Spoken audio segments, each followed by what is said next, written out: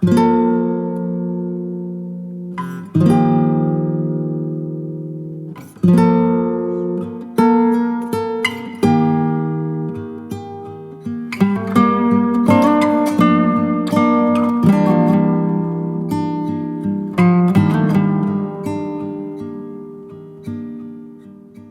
guys, welcome to my channel. If you're new here, welcome, and if you're an oldie but a goodie, welcome back. So in today's video, I'm going to be talking to you guys about my birth stories. I wanted to talk to you guys about the whole delivery process, what happened in the hospital, and all that kind of good stuff. So if you are interested in that kind of stuff, then go get yourself a cup of tea. I've got mine here, and just sit back and enjoy. What happened? What happened? What happened? So let me start from when we left the house. I had an induction simply because it wasn't part of the plan. I was already in my 40th week. I was already approaching my 40th week, and no signs of baby. You know, they do tell you that from 37 weeks baby can come, and I completed 37 weeks at 8, 39, nothing.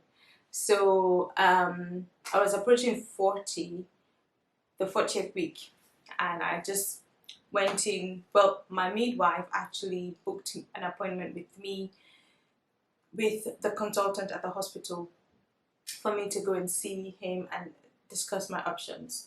At the same time, I was also going into hospital for my iron infusion. You would have seen that in my vlog if you've been following me. So I went in for iron infusion. So I was already in and out of the hospital around my 39th week anyway. So how did we get to the point of an induction? I went in to see my midwife, and obviously she's been following me for weeks and weeks, and she already knew that I had issues with my pelvic leg pain, which was awful. I'm still struggling with the pain, by the way, which is the reason why I can't like go out for too long, because the pain, I just get really exhausted with the pain on my legs. But everyone has been saying, well, the doctors have been saying it will get better. I have started going to the gym, well, not the gym, but doing exercises really, and I'm seeing progress a little, but yes, I can see a little relief around my legs. When I went into the gym and spoke to one of the instructors, she told me the kind of pain I'm having might be as a result of, you know, stiffness and all that kind of stuff, and if I could just do a couple of stretches, that might help with the pain, you know, yeah, all that. I'm gonna tell you guys, I'm very bad at telling stories, so let me go back to where I was. So where was I? Where I went into the, you know, I went to see my midwife, and she knew all the issues I was going through with my leg, and coupled with the fact that my iron levels were low, so she was a little bit, you know, worried. She told me that based on everything that she can see, she would really advise that I speak to the consultant and, you know, talk about my options. She would recommend an induction rather than me waiting, because there was just so much going on, and me waiting in the house to have a contraction and all that kind of stuff. A lot might just happen. So it would just be easier for me if I just go in for an induction and I'm already there in the hospital with the nurses and the doctors, and they might be, you know, I have help automatically. So yeah, she booked me for that. On this day, I was already going in for my second iron infusion, and the doctor just came to see me, and I, you know, spoke to him, and he said, okay, let's go for an induction. And let's go for an induction. I had two options: the induction with, you know, me going back home and just waiting to have my contractions, and then I can come back. Because if you don't know, if you're going in for an induction can take like up to 3 days because there are different processes that occur. So first you have the gel, which is what kind of like opens your cervix, and allows, gets the place ready for the work that's going to happen occur in the next few days. And then you start to have the oxytocin, which is a drip that you get into your veins, and what that does is to help to get your contractions moving. So when you have contractions, normally you release oxytocin. If you're having a natural birth, you would release oxytocin, but this drip is not called oxytocin, but it's basically acting like oxytocin, and it will help you to have your contractions.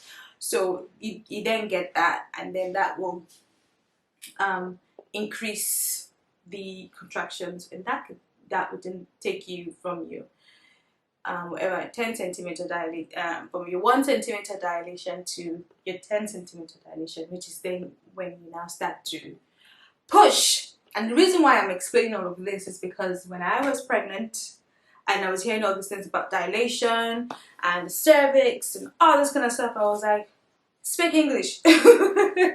Like, speak English. So basically, your dilation, I'm saying this for people who haven't had babies, and maybe you're pregnant and you just want to know all of this things.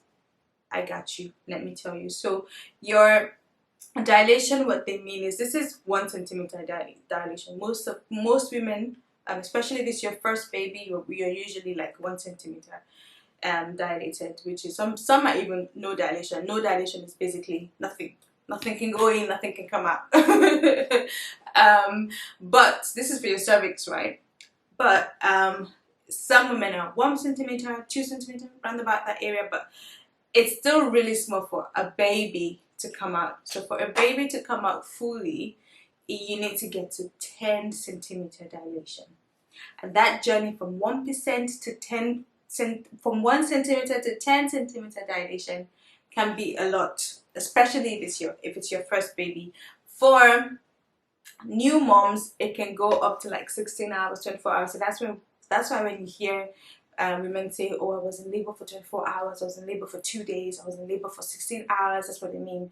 They were still very their cervix hasn't dilated to the point where they could start pushing. Some people push from like 8 centimeter, because from your 4 centimeter dilation, you're basically in active labor, so anything can happen from then on. So you're ready. But if you're not at 4 centimeter yet, basically they kind of still say, okay, just put it in, don't worry. Take your time. So back to my story. So that was the process I was going in for, right? First, my induction, first to put the gel in, and then get my cervix opened to a point like 2 centimeter or so, and then start the drip. And by the time they put the drip in, the more I contract, the more my cervix is opened. However, when they put this gel in for me, and obviously because it was going to be up to 3 days, my husband couldn't stay with me. He had to go away, so he was coming. The plan was that he would come the next day, or if something happens overnight, he'll be phoned. The appointment to go into the hospital was at 8 p.m. at night. So we went in, did all that. They did all the checks, logged me in. Once it was 9 or 10, they got Francis to go. The room or the bay where I was in was a bay, because the other beds, I didn't have a private room. And there was another lady there. She had been waiting for 3 days. She had been waiting for 3 days. And I remember I went into the toilet, and she was speaking to Francis, and she told him that she's been waiting for 3 days. So how waiting? She has had the gel, she's had the drip, and she's now in an active, she's now having like contractions. However, the labor room wasn't ready, because you have an induction, or you are going to have a baby through an induction.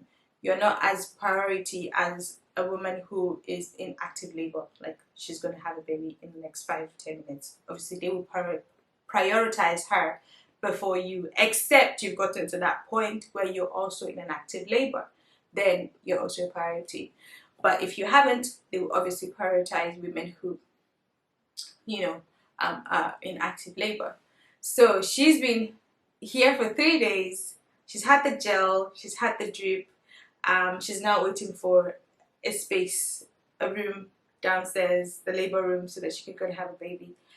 And I could just see, even when Francis was there with me, Francis is my husband, for those of you that don't know, we could just hear her, you know, when the contractions comes, and how she's just like, you know, holding onto the chair so tight, and just until it releases her a bit. And honestly, this is when my panic came in. This is when it dawned on me that, oh my god, I'm having a baby. I'm about to have a baby. Like, all this while, I'm just like, oh yeah. But this, hearing her scream, hearing her, you know, moan in that pain, I was like, Jesus is Lord. I started praying. Like, see, my prayers. And when she spoke to Francis, she was like, she was basically telling him, you know, her situation. She's like, I really pray that your wife doesn't have to stay for 3 days. And I was like, amen. I am not going through this. So, to fast forward, Francis left, and whilst he left, I just took that moment. My mom called, you know, everyone called me. Those who knew that I was going in, once everyone had phoned and, you know, prayed and all that kind of stuff, it was now left to me. And I just kept praying in my mind, you know, God, I don't want to be here for 3 days. My husband was like, all these ones are saying like 3 days, blah blah blah. By 10 a.m. tomorrow morning, we're gonna be out of here with our baby. And I'm like, I like your faith, okay? So I was just praying that, God, I don't want to have like 3 days on, you know, pain or this, you know, I just couldn't. I just wasn't ready for that. So I started praying, and the word that kept coming to my mind for some reason was, thy word is a lamp unto my feet and a light unto my path. And it didn't make sense to me. Honestly, it did not make sense to me.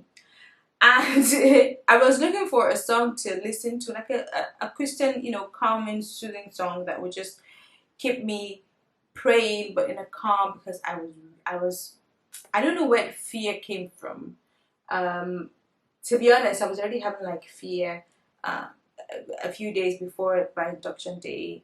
Fear, you know, first of all, the baby, I was already almost 40 weeks and the baby wasn't here. And so I googled it and I saw a song, and I was able to find the song on Apple Music. And it's basically, thy word is a lamp unto my feet and a light unto my path.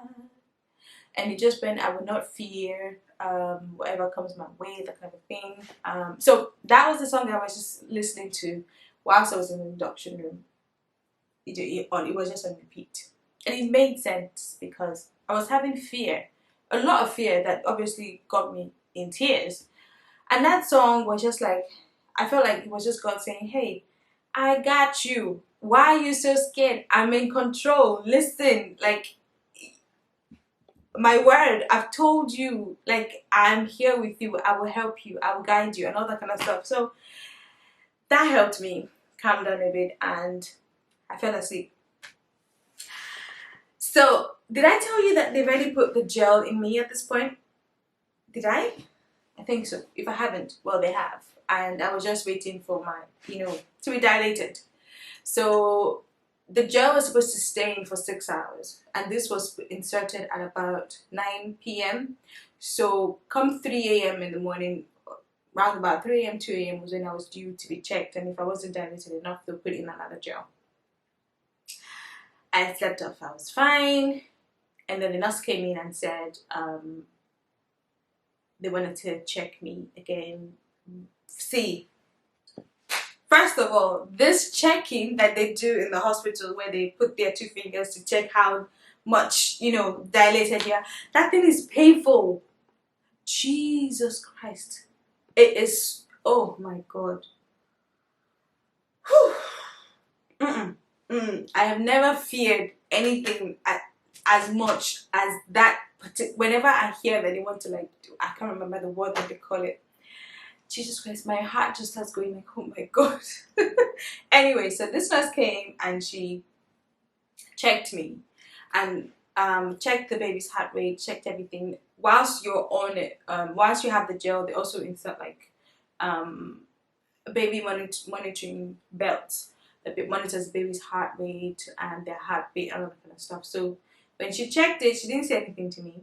She just went, get the doctor. As a nurse, I should have known by then that okay, it's like something is up, something, you know. But for some reason, I was just calm.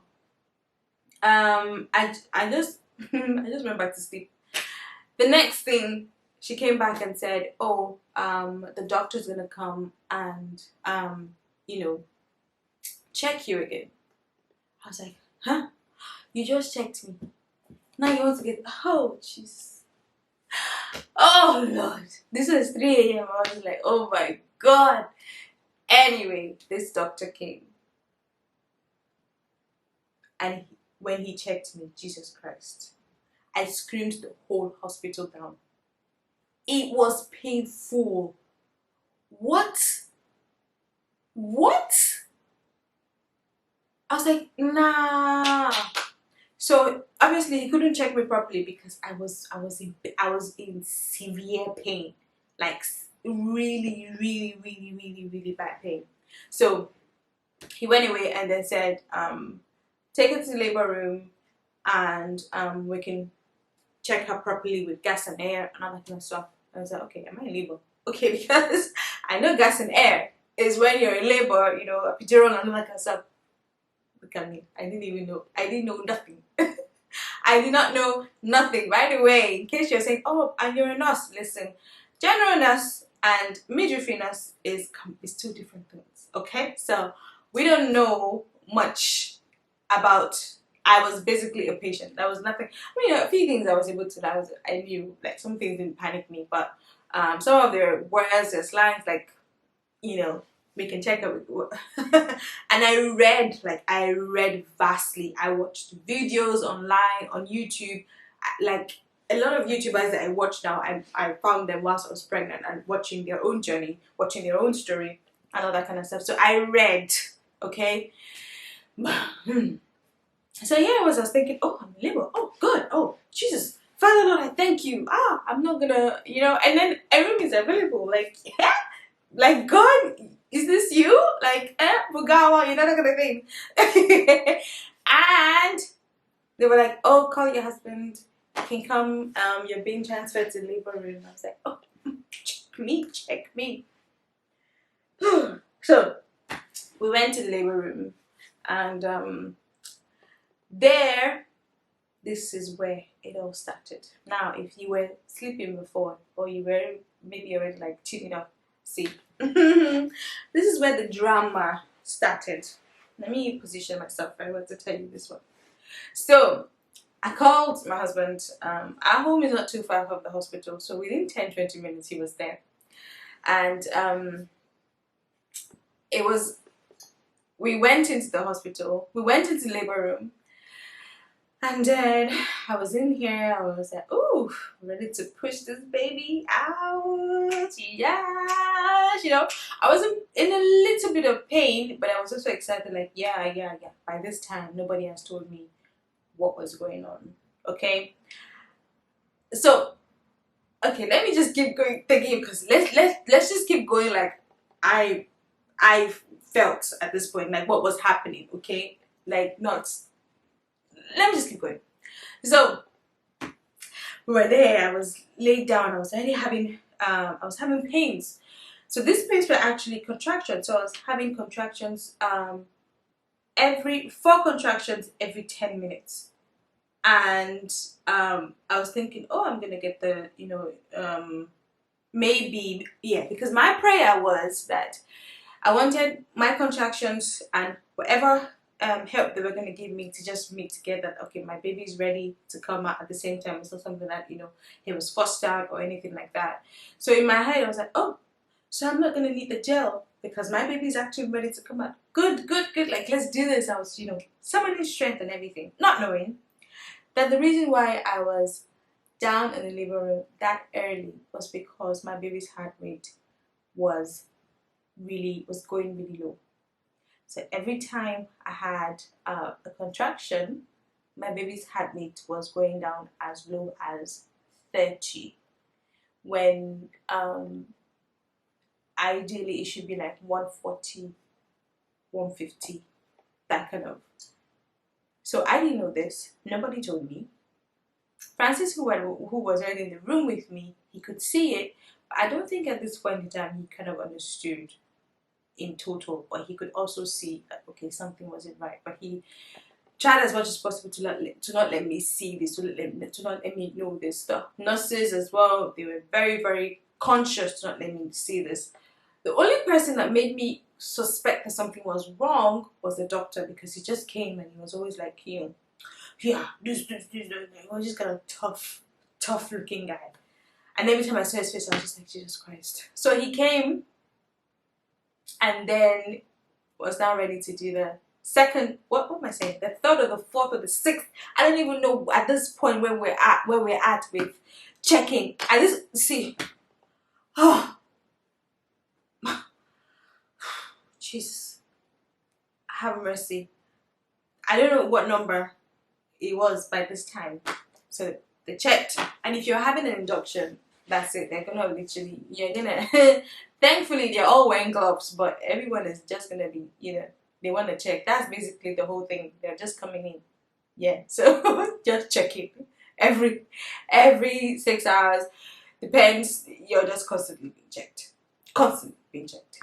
For me, I was being checked constantly because of the situation, and I didn't know this at this point in time. So fast forward, he came in, gave me gas and air, and they checked. Oh my God, this guy checked, and I honestly thought that my enemy was gonna die just by this guy checking me.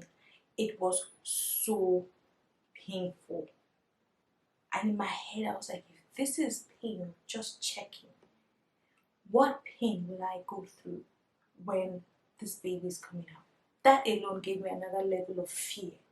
Like, what?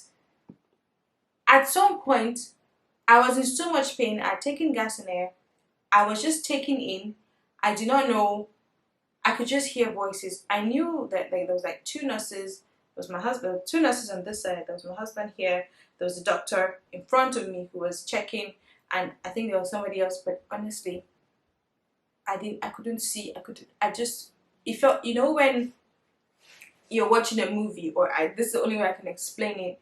You could just hear voices.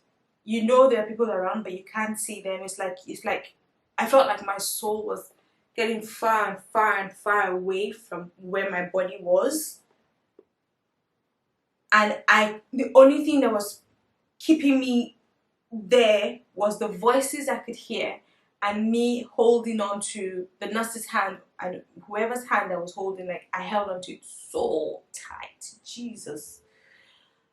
Oh, that was something. That pain was a lot. So whilst he was in there checking how far I was dilated, he broke my water. So when he broke my water, obviously it all came out, and they, at that point, they said I was just 2 centimeters dilated. I was like, what? That was when I knew, okay, something is not right now, because why am I down here? Why am I in the labor room if I'm just 2 centimeters dilated? I don't get it. So I was there. They said I was just 2 centimeters dilated. However, I was already having like active contractions. So they wanted to start me on the gel, on the drip. And the doctor was like, no, don't start on the drip. She's already having contractions. Let's see what her body's going to do. Let's give another hour and see what the body's going to do. So I kept having my own contractions for about an hour.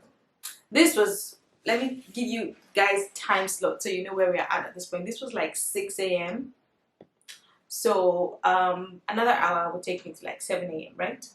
After finding out that I was 2 centimeters dilated, obviously, yeah, the worry kind of kicked in, but it wasn't like dramatic, just like, okay, that's something.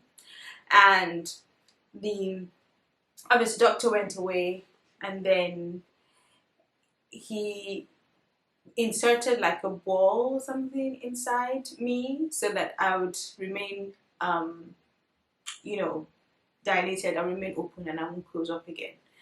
So at this point in time, I was already having like contractions. I was having 4 contractions every 10 minutes, and apparently the doctor had instructed the nurses to monitor me because I was already having contractions. So there was no point in them starting me on the drip, apparently, or they were just wanted to see what my body would do. So they were monitoring me for like an hour. This was about 6 a.m. in the morning. So come 7 a.m., the nurse went back again to ask the doctor, and the doctor was like, let's monitor again for another hour. So they monitored me until like 8 o'clock. By 8 o'clock, there came this beautiful, jovial woman into the room and just like, "Hi Deborah, how are you?" She introduced herself and she was like, "Well, I've just been told that you're going into theatre, and I just wanted to just come and talk to you quickly about blah blah blah blah." And I was like, "What up?" Let's roll back a little bit. The last time I checked, I was told that we were getting monitored. We didn't. How? And I looked at Francis like, "Did you know?" And he's like, "No, I did not know." So she's like, "Oh, okay, give me 5 minutes. Let me just quickly go and double check and blah blah blah." So she went away, and then the doctor came in and was like, "Yeah. We need to take you to theatre right now. We need to get this baby out, so we need to take him to theatre. So, we're taking you to theatre." Blah blah blah blah. He was just like, "No." I was just like, "Huh?" At this point in time, my head was like, what is going on? I don't know if I should say I'm needlephobic, because I'm happy to taking bloods of people, poking people with needles. But when it comes to me, there's this fear that just comes. I literally have to lie down when I go in for like needle and other kind of stuff. So you telling somebody like that she is going under a needle, this is not even like a poke. Nah, you're gonna slice her with needle. You can imagine what's going through my head. I was like, oh my god, I'm gonna have a permanent scar on my body. Oh my god, these different things, different thoughts, but I was calm. I was trying my possible best to just be like, it's okay, all this was going through my head. My head was like going like, whatever, like in speed, speed, 100 kilometers per second, that kind of thing. But I was just calm physically, like, it's all gonna be well, I was just thinking. And I got to a point after speeding so much that I was just telling myself, it's all gonna be well. So as soon as the doctor came and said that, within 5 minutes I was in theatre. A lot happened within that moment. It was just a thing of, okay, unplug the bed. I was already on the bed. Unplug the bed, blah blah. I was already being rolled out. At this point in time, I couldn't see Francis anywhere around my vicinity. And I was like, "Where's my husband?" And I'm like, "Oh, he's just right behind you. He's just gonna get ready to go into theatre. Do not worry, blah blah blah." I was like, "Okay, he'll be in 5 minutes." It's like, okay, 5 minutes, 10 minutes, 15 minutes. Obviously, I don't know. It could have been 5 minutes, but in my head, it felt like he was away for almost 30 minutes or almost an hour. And I was like, "Where is my husband?" I mean, I understand, I appreciate you guys are here to do a job, but all these new faces, I had no one. You guys, please ignore. I've had to switch to my phone because I don't know what's happening to my camera, and I really cannot stress right now. So I'm using my phone. Apologies for the quality. But yeah, let's just get this video done with. Okay, so where was I? I was in theater now, waiting for Francis to come in. Um, the I had all these faces in front of me, the nurses, the doctors. I think there was up to like 12 people in the room. Now, you have a patient who has never been under the needle before, and you have 12 people, all familiar faces.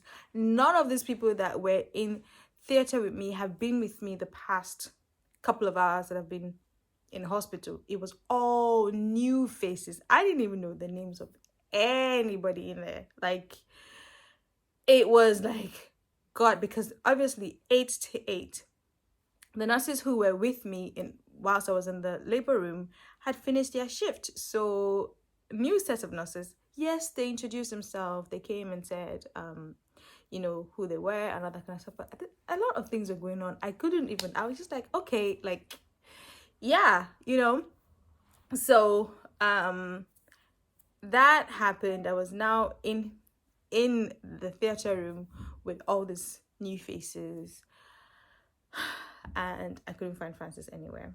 He wasn't anywhere to be seen. He was still getting ready. At this point, it felt like he was almost an hour that he was away, and I kept asking, "Where is he?" And they were like, "He's coming. He's coming." There was this doctor, an FY1. An FY1 is basically a student doctor, but they've finished school, so they're in training. So I think he was an FY1 or an FY2. I can't remember, but I remember his name. He said his name was,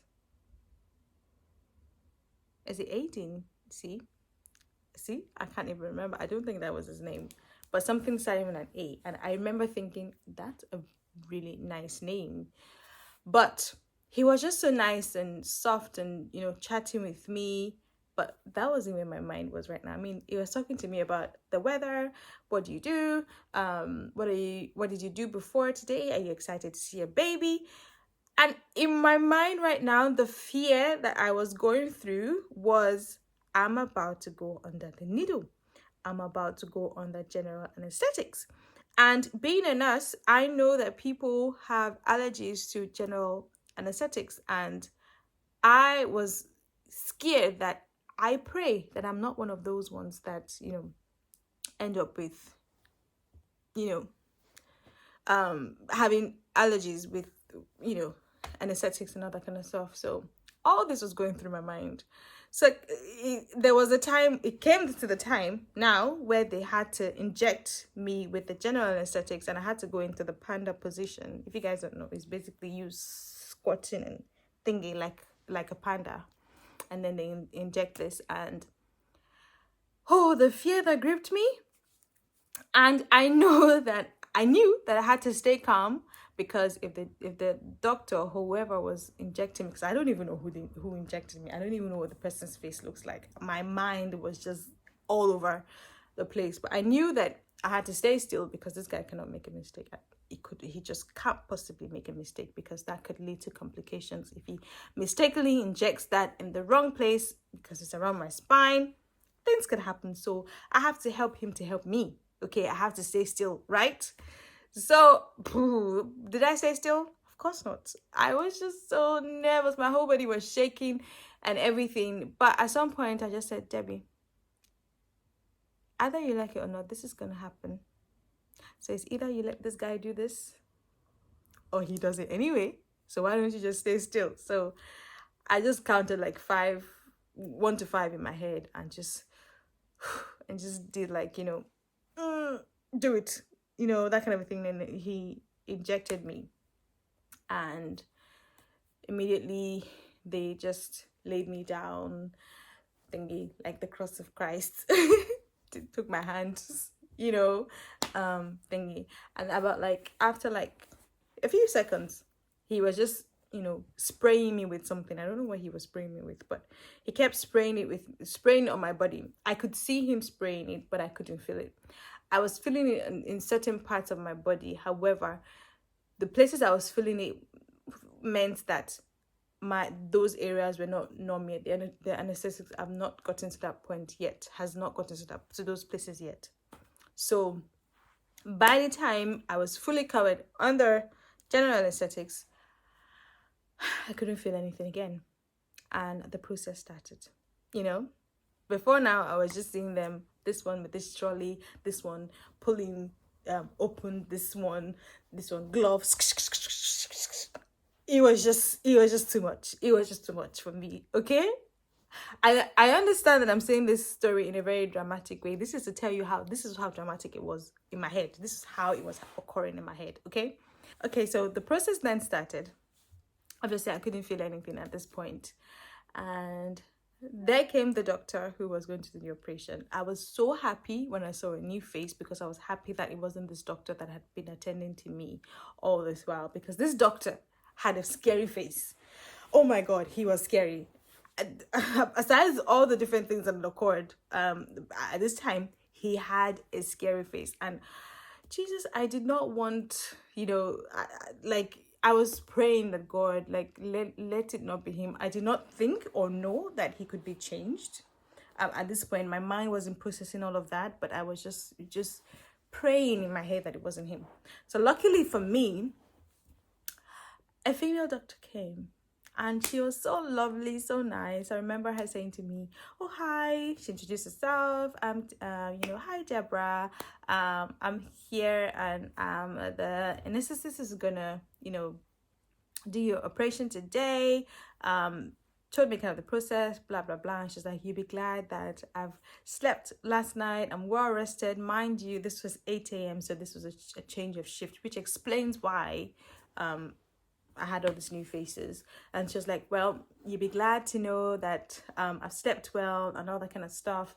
And yeah, we're gonna do this, stay calm, and all that kind of, and just encouraging me, and telling me, "Are you excited to meet your baby?" And I was like, "Yes." And she's like, "Okay, do you want to see your baby being born, like brought out of you?" And I was like, "Yes, please." So she said, "Okay, we'll do that." And then the process started. By this time, by the way, Francis was by my side. And so obviously he took over. The other doctor, Aiden, I can't remember. He kind of stepped away, and obviously my husband did the talking. So Francis started talking with me. I actually never asked him if they told him to keep talking to me. But he was just talking to me. I don't know if it was intentional or he was just trying to calm me down. And yeah, so I got talking to him, and within like 5 minutes, the doctor, Aiden, had already told me that, I keep saying Aiden. I know his name is not Aiden, but I keep saying Aiden. But whatever, we're going to go with Aiden, okay? Anyway, so he had already told me that, it's very quick for the baby to come out, but it takes longer for them to sew you back in. So within 5 minutes, my baby was brought out of me, and they unveiled the cast, or the veil that they used to cover me, so I don't see what was happening.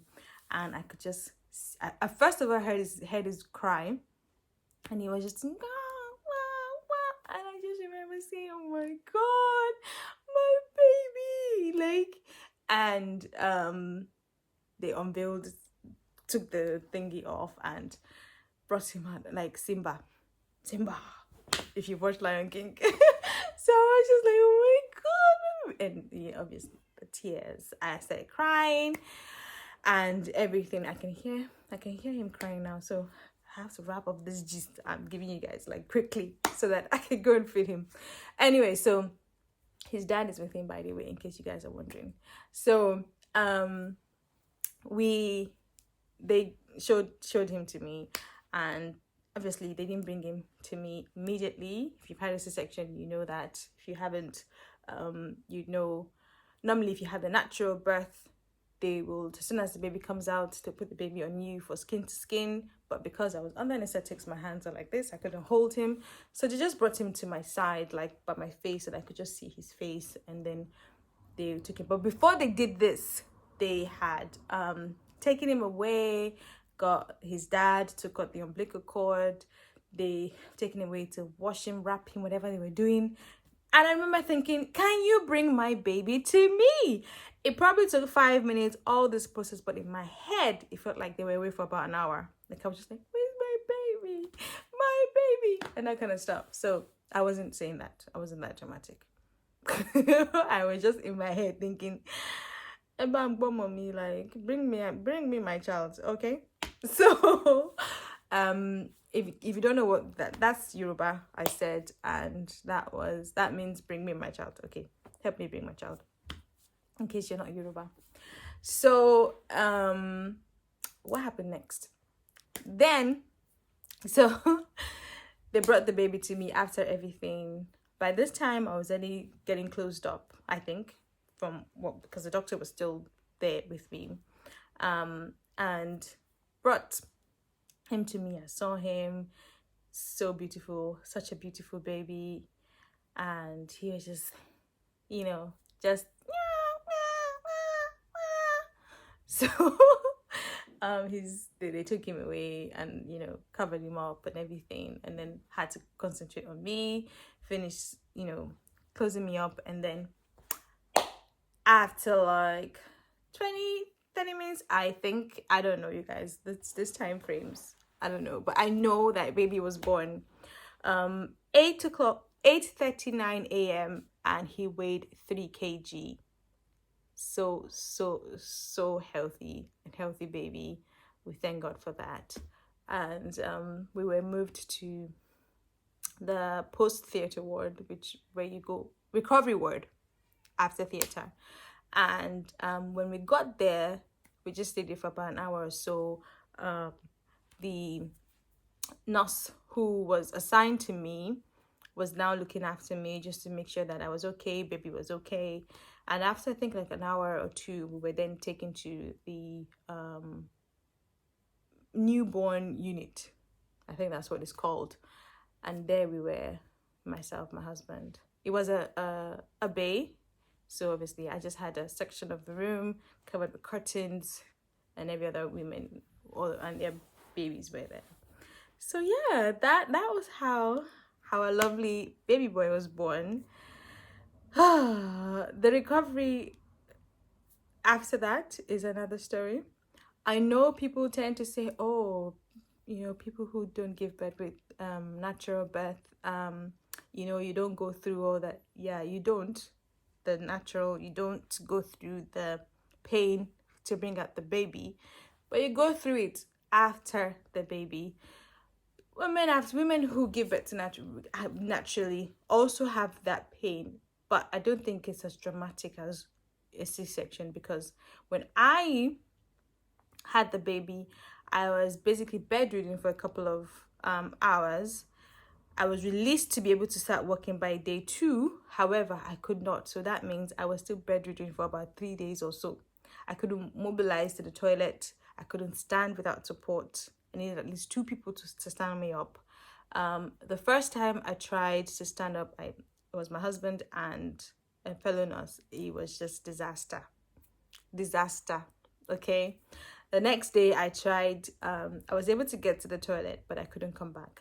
They had to get me a chair to get me back. I was on different things like drips to just help boost me up and help me and all that kind of stuff. And a lot happened. So I think when you have a C-section, when you have a natural birth, you can basically go home the same day if you're okay, or the next day. C-section, I think, is usually between a day or 2, or sometimes 3.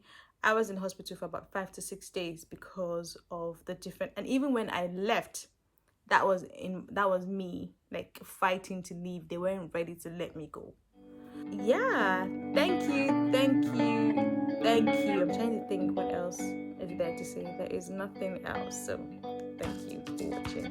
I'll see you again in my next video. Bye guys.